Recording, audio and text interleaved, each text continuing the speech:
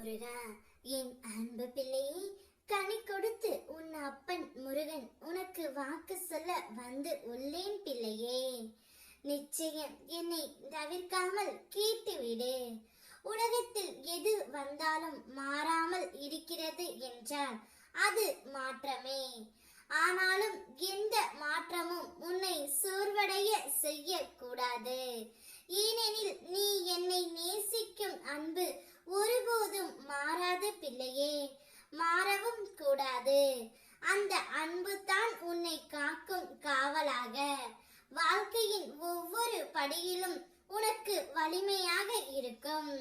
நினைவில் கொள் பிள்ளையே, உலகம் எவ்வளவு மாறினாலும் உன் அன்பு என் மீது நிலைத்து இருக்கிறது என்றால் நான் எப்போதும் உனக்கு பக்கமாய் இருப்பேன்.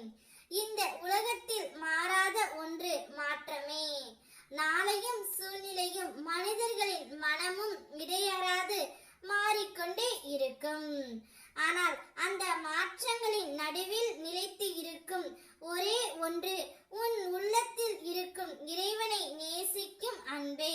நேசிக்கும் அன்பு தான் உன்னை பாதுகாத்து வழி நடத்தும் சரியாக இருக்கும். எந்த ஒரு புயலும் வந்தாலும் அந்த ஒளி அணையாது. அதுதான் உன்னுடைய வாழ்க்கையின் உண்மையான வலிமை பிள்ளையே. என்னை நினைத்திருக்கும் உன்னுடைய மனதில் எப்போதும் நான் இருப்பேன். உன் இதயத்தின் ஆழத்தில் நான் எப்போதும் இருந்து கொண்டு இருக்கின்றேன். நீ ஒரு தவறான பாதையில் அடியெடுத்து வைக்கும் போது உனக்குள் எழும் அந்த சின்ன குரல் நான் தான். அது உன்னை நிச்சயம் விழிப்பூட்டும் என்னுடைய அருளால். மனிதனாக பிறந்த நீ சில சமயம் தடுமாறினாலும் கவலைப்படாதே.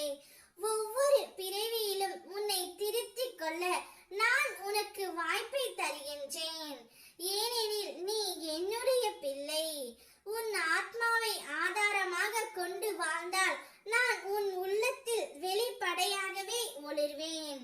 நீ எடுக்கும் ஒவ்வொரு சத்தியமான செயலிலும் என் அருள் உனக்கு துணையாக இருக்கும் என்பதை மறந்து விடாதே பிள்ளையே. உலகம் 1000 சொல்லட்டும், அவர்கள் சொல்வது உனக்கு தடையாகாது. நீ உனது பாதையை நேர்மையோடும் முயற்சியோடும் நடந்தால் அதற்கான பலன் உனக்கு தாமதமின்றி வந்து சேரும். பிறர் கருத்துகள் காற்றில் பறந்த இலை போலத்தான்.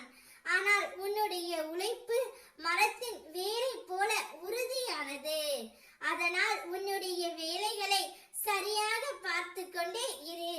எவராலும் தடுக்க முடியாத நன்மை நிச்சயம் உன்னை வந்து சேரும். பழனி முருகன் உனக்காகவே கனி கொடுத்து வந்திருக்கின்றேன். வாக்கு சொல்லிவிட்டேன்.